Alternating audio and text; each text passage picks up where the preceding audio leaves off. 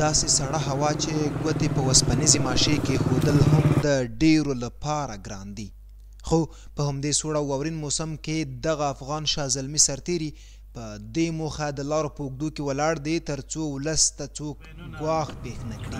دا خو نام خدای چې په دې څوک خوښ نه دي، خو هغه دی دا خو نام خدای چې هر ځای موږ ودرېږو. د کندوز ولایت د مرکز او ولسوالیو په پرتو چک پاینټونو او نظامي مرکزونو کې میشت مسؤلین او سرتیري وایي د خلکو ساتنه پر ځان فرض ګڼلې او پر وینا یې که څوک ولس ته د ګواښ جوړولو هڅه وکړي سخت به یې وځپي. په د څلورو شهراو کې موږ سیار ګزمې و چک پاینونه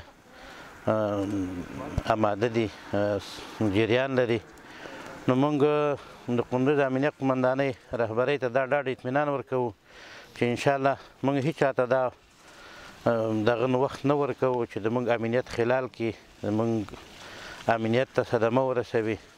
موږ ټول وطنوال نه دا هیله کوو چې که شپه وي ورځ وي په خپل رفت رو باندې دوی کوی شي چې لاړو راسي خپل سفر پای ته ورسوي. دا چې نن واوره هم ورېږي خو زموږ د پولیسو لپاره دا مهمه نه ده که هوا یخه وي که واوره وي او که ګرمي وي.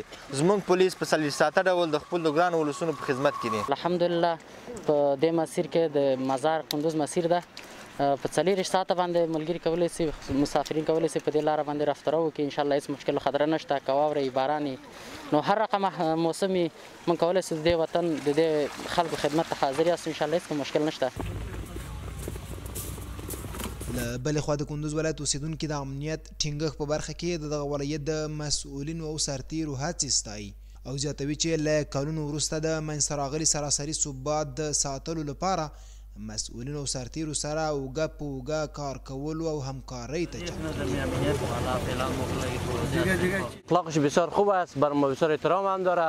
خوشحال از پیششان هستیم از این سربازای وطن. موږ خو هر ورځ په همدې لار رفت آمد لرو. برخود د مجاهدینو مخې موږ سره ښه ده.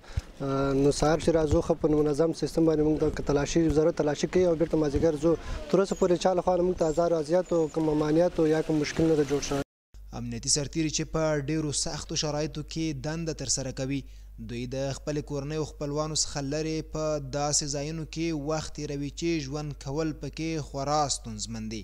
د هغوی قرباني یوازې له فزیکي سختیو پورې محدوده نه ده بلکې دوی ډیر ځله د ملي ګټو او اولیا منافعو لپاره خپل سر هم قربانوي.